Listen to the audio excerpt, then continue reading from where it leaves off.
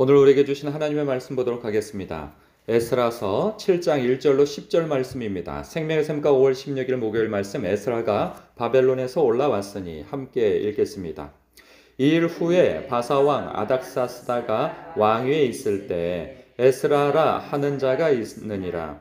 그는 스라야의 아들이요 아사랴의 손자요 힐기야의 증손이요 살룸의 현손이요 사독의 5대 손이요 아히둡의 6대 손이요 아마랴의 7대 손이요 아사랴의 8대 손이요 무라이옷의 9대 손이요 스라히야의 10대 손이요 우시엘의 11대 손이요 붓기의 12대 손이요 아비수아의 13대 손이요 비느하스의 14대 손이요 엘르아살의 15대 손이요 대제사장 아론의 16대 손이라. 이 에스라가 바벨론에서 올라왔으니 그는 이스라엘의 하나님 여호와께서 주신 모세의 율법에 익숙한 학자로서 그의 하나님 여호와의 도우심을 입음으로 왕에게 구하는 것은 다 받는 자이더니 아닥사스다 왕 제7년에 이스라엘 자손과 제사장들과 레위 사람들과 노래하는 자들과 문지기들과 느디님 사람들 중에 몇 사람이 예루살렘으로 올라올 때에 이 에스라가 올라왔으니 왕의 제7년 다섯째 달이라. 첫째 달 초하루에 바벨론에서 길을 떠났고 하나님의 선한 손에 도우심을 입어 다섯째 달 초하루에 예루살렘에 이르니라. 에스라가 여호와의 율법을 연구하여 준행하며 율례와 규례를 이스라엘에게 가르치기로 결심하였더라. 아멘. 드디어 에스라서에서 이 주인공 에스라가 등장했어요. 이 에스라는요, 그 에스라서의 저자가 됩니다. 이 사람이요, 이제 등장하게 되어지는데 1절에 보니까 이 일 후에라고 표현되어져요. 그럼 이 일은 언제를 얘기하는가 보면 6장 마무리 즈음에 성전을 완공하고 봉헌식이 끝나고 또 그들을 구원하신 하나님께 영광과 찬송을 올려드리며 유월절 절기를 지켰죠. 그 이유를 얘기하고 있어요. 그럼 그 이유는 금방 몇 년 사이냐 몇 개월 사이 이런 게 아니고 갑자기 몇십 년이 훅 지나갑니다. 한 50년에서 60년 정도가 지나간 시간대를 얘기하고 있어요. 그러니까 1차 귀환 이후에 1차 귀환은 스룹바벨과 예수아라고 하는 사람이 한 5만여 명 정도를 데리고 예루살렘으로 귀환을 했단 말이에요. 그리고 난 이후에 80년, 짧게는 70년이 지나간 이후에 이제 에스라가 예루살렘으로 오게 되어집니다. 한 1,500여 명 정도, 1,500명 정도 되어지는 그러한 제사장 그룹들, 레위인 그룹들, 이러한 사람들을 데리고 귀환을 하게 되어집니다. 이 사이에 이 80년 내지 70년 정도가 지나간 이 사이, 1차 귀환과 2차 귀환이 되겠죠. 1차 귀환 때의 사명이 무엇이었어요? 하나님의 성전을 재건하는 것입니다. 그리고 제사를 회복하는 일이었어요. 그 일이 완성되어졌죠. 그리고 난 이후에 한 40년 내지 한 40년 정도가 지나서 페르시아에 어떤 일이 있었냐면 불임 사건이 있었죠. 그래서 불임절이 생겨난 거예요. 그 에스더서가 그때 일어난 겁니다. 그러니까 지금 여기서 보면 아닥사스다 왕 이전이죠. 이전에 아하수에로 왕이 있을 때 그리고 에스더가 왕비가 되어지고 모르드게가 그 나라의 2인자가 되어져서 나라를 통치하는데 굉장히 영향을 떨친 사람이 되어졌죠. 그러면서 유다인들에 대하여서 왕에게뿐만 아니라 제국에 알려진 바가 되어집니다. 그래서 호의적인 인식이 왕에게 여전히 있었던 것으로 보여요. 이럴 때 왕이 이제 왕권이 바뀌어질 때에는 여러 가지 어려움들이 있습니다. 제국 내에 반역도 있을 수 있고 그리고 왕의 신변과 또 왕의 자손들의 대하여서 염려하는 바가 있는데 이런 여러 가지를 보았을 때 하나님께서 그 마음에 두려움을 주어 이 아닥사스다 왕으로 하여금 여호와 하나님의 성전을 다시 보수하고 그리고 제사를 회복하여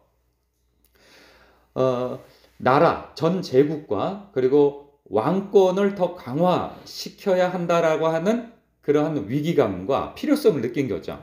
그러니까 여호와 하나님께 잘 못하면 저주를 받을 수도 있다라고 하는 그러한 두려움 속에서 학사 에스라를 총회하였는데 그를 보내게 되어집니다. 이 학사 에스라는 오늘 말씀에서 소개되어진 바 모세의 율법에 익숙한 학자라고, 그러니까 신학자이자 목회자이자 제사장이 되어지는 사람이에요. 이 사람을 보내어 다시금 그 예루살렘의 성전 제사와 그리고 말씀으로 가르쳐 이 제국 내의 일부이지만 유다인들을 말씀으로 교육하고 그래서 준법 정신을 가지고 여호와 하나님께 제사할 뿐만 아니라 제국을 위해서 기도하고 왕과 왕의 가족들을 위하여서 기도하게 하기 위하여서 보내게 되어진 거예요. 그러니까 이 배후 속에 누가 계시는 거예요? 배후에 하나님이 계신 거죠. 여호와 하나님께서 이 제국의 왕의 마음을 움직여 다시금 예루살렘에 있는 성전을 보수하고 하나님의 백성들이 말씀으로 교육받아 하나님의 백성다운 삶을 다시금 재정비하는데 하나님께서 이 에스라를 택하여 보내시게 되어진 거죠. 그 통로는 바로 아닥사스다 왕의 마음을 감동시켜서 이렇게 해주신다는 거예요. 그러니까 에스라서 속에서 계속 스룹바벨과 여호수아 때도 마찬가지고 이 에스라 때도 마찬가지고 그리고 또 그 중간에 있었던 에스더 때도 마찬가지고 이 이후에 느헤미야가 나타날 때도 마찬가지예요. 이 제국에서 1인자, 지존은 황제예요. 그런데 그 황제 위에 누가 계심을 자꾸 강조하고 있느냐? 여호와 하나님이 계신다라는 거예요. 왕 중에 왕으로서 계신다는 거예요. 사람의 힘과 능으로는 그 왕을 움직일 수가 없습니다. 어떻게 지존자를 움직입니까? 그러나 그 위에 계신 하나님께서 움직이신다는 말씀을 하고 있는 거예요.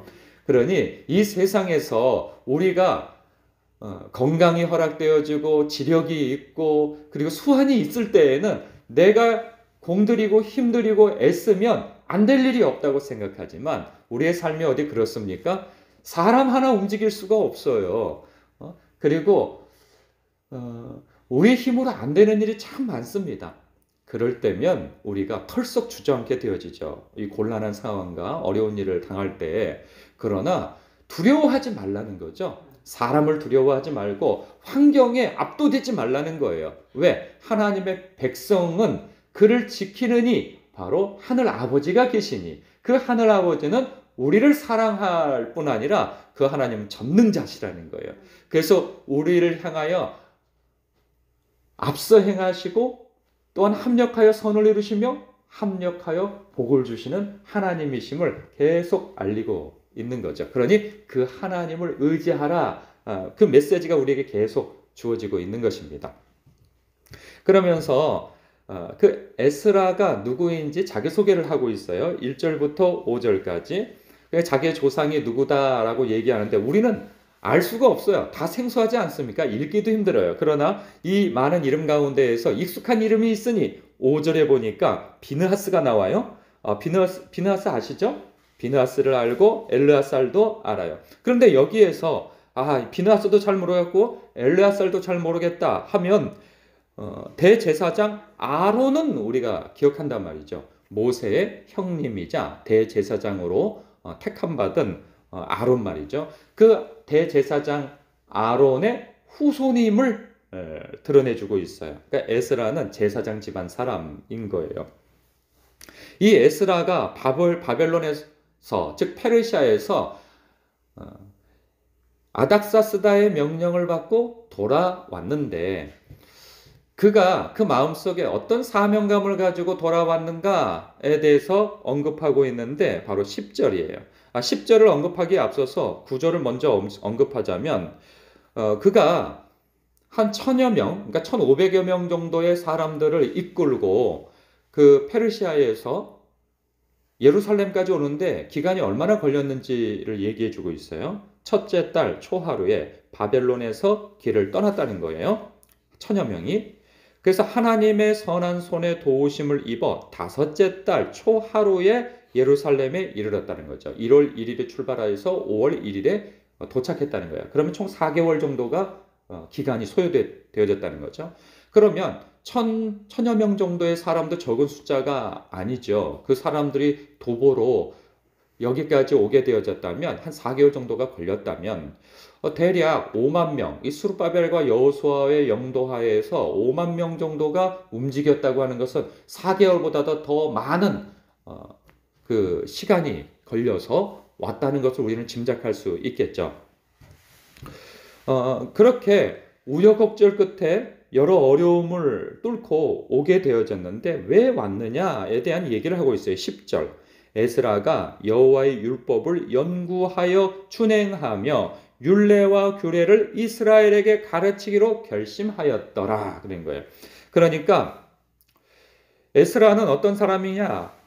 아까 소개되어진 바대로 6절에 모세의 율법에 익숙한 학자인데 그는 책상 안에서 공부만 했던 사람은 아니라는 거예요.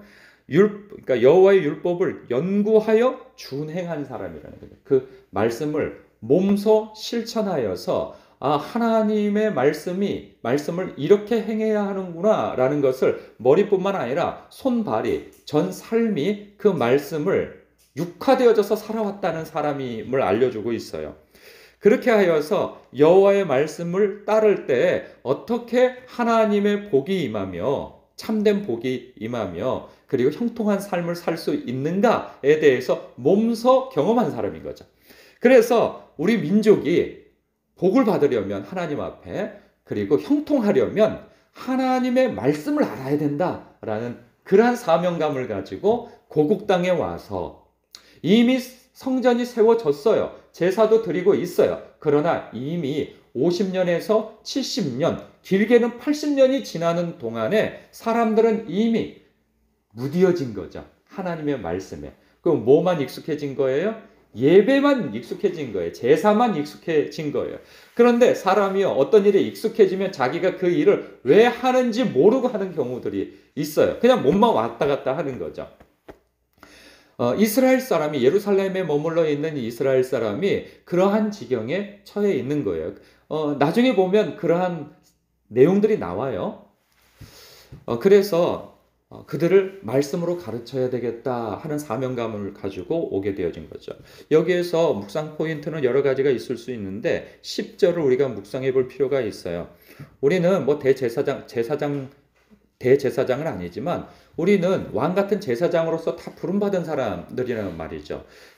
제사장은 뭐 여러 가지 그 사명이 있지만 하나님과 그리고 백성들 사이에서 중재자가 되어지는 거죠.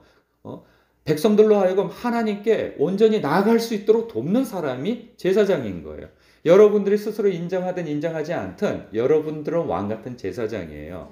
목사님이 제사장이고 레위인이지. 우리는 그냥 성도 아닙니까? 이렇게 생각할 경우가 있는데 그렇지 않다는 거예요. 신약 성경에서는 여러분들이 왕 같은 제사장이라는 거예요. 그래서 여러분들로 하여금 여러분들이 왕 같은 제사장입니다. 성경을 보십시오. 성경에서 이리 말씀하고 있지 않습니까? 를 가르치는 사람이 바로 저인 거고요. 목사인 거고요. 여러분들은 스스로 자신의 정체성에 대해서 나는 왕 같은 제사장이야 라고 하는 인식이 필요한 것입니다. 그러면 이 왕 같은 제사장들이 할 일이 무엇인가 먼저 자기 자신을 세워나가야 하는 것이죠. 어떻게 해요? 이렇게 에스라처럼 말이죠. 여호와의 율법을 연구하여 그렇습니다. 여러분들은 여호와의 율법, 즉 하나님의 말씀을 가까이 하고 읽고 묵상하고 연구하는 사람이어야 된다는 거예요. 목사님 이건 신학생들이나 혹은 그 목사님들이 말씀을 연구하지 우리가 무슨 말씀을 연구합니까? 아니라는 거예요. 여러분들이 말씀을 읽고 묵상하고 연구하셔야 된다는 거예요. 직분자가 되어져서 집사님, 권사님 혹은 장로님이 되어졌는데도 그 어간에 성경을 제대로 읽어보지 않는 분들이 요즘엔 참 많이 발견되어져요. 그래서 도대체 저분이 어떻게 권사님까지 되어졌을까 싶은 생각이 의문이 들 때가 많거든요. 너무 몰라요. 몰라도 너무 몰라요. 성경에 대해서. 그래서 도대체 복음은 어떻게 전할 수 있으며 주변 사람들에게 어떻게 말씀에 영향을 끼칠 수 있을까 생각해 보면 정말 암담하게 이를 데 없습니다. 그리고 이단에 많이 가 있는 사람들이 누구입니까? 기독교인들이에요. 불신자들이 이단에 가 있지 않아요. 그 이단에서 그곳에서 아멘 아멘 하고 앉아 있는 사람들 대다수가요. 다 이 정통 교단에서 신앙생활 했다고 하는 사람들. 한때에는 자신이 교회에서 아주 충성봉사하고 열심히 신앙생활 했다고 자부하는 사람들이 거기에 앉아 있는 경우들이 참 많습니다. 왜 그럴까? 하나님의 말씀에 무지해서 그런 경우들이 많아요. 그런데 그래서 중요한 것이 내가 예배 생활만 열심히 하고 있다고 하는 것이 중요한 것이 아니라는 거예요. 물론 중요하죠. 그러나 하나님의 말씀을 알면서 예배 생활하는 것이 너무 중요하다는 거예요. 내 백성이 하나님의 말씀을 몰라서 망한다는 거예요. 그래서 자기 속에는 옳은 대로 살다가 망한다는 거예요. 이 대목에 대해서는 예수님도 언급하게 되어지죠. 나더러 주여 주여 하는 자마다 다 천국에 들어가는 것이 아니다. 내 아버지의 뜻대로 행하는 자라야 들어가리라 말씀하십니다. 여러분 그렇습니다. 우리 스스로가 하나님 앞에 말씀으로 다져져야 할 필요가 있어요. 그래서 여러분 하고 있는 대로 성경 읽기를 계속해 나아가세요. 그리고 그 머물러서 읽은 말씀을 머물러 곱씹어 생각하고 묵상하는 데에도 열심을 내 주십시오. 그리고 그 말씀이 깨달아지거든 이 말씀이 이렇구나 하면서 더 깊이 연구할 마음을 가지십시오. 그래서 하나님 알기를 힘쓰시기 바랍니다.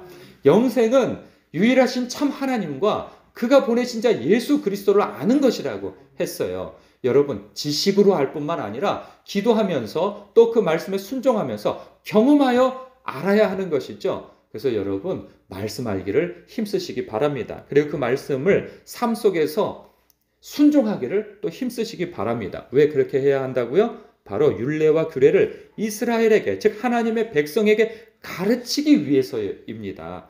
여러분은 원튼 원치 않든 여러분 주변에 불신자도 있고 혹은 가족들이 있을 수 있고 그 주변에 이웃이 있을 수 있어요. 그리고 교회 안에서 연약한 사람들이 주변에 있어요. 여러분들은 걸어다니는 말씀이 되셔야 돼요. 꼭 말씀으로 하나님의 말씀이 이렇습니다 하고 하나님 말씀을 말끝마다 주여 주여 한다고 해서 말씀을 가르치는 사람은 아닙니다. 여러분들이 말씀을 따라 그 삶에 순종하며 살 때 그리스도의 향기가 드러남으로 인하여서 사람들로 하여금 여러분들이 걸어다니는 말씀, 성육신 되어진 예수 그리스도를 따르는 사람으로서 말씀이 육신이 되어져서 사는 저와 여러분이 되어져야 한다는 거죠. 여러분 그렇습니다. 여러분 말씀을 부지런히 읽으시고 묵상하시는 일을 격려하고 칭찬합니다. 그와 더불어서 여러분이 말씀이 육화되어져서 순종하는 삶으로서 살다가 예수님 앞에 설 때에 칭찬받는 하나님의 사람들이 더욱 되시길 주님의 이름으로 축복합니다. 기도하겠습니다.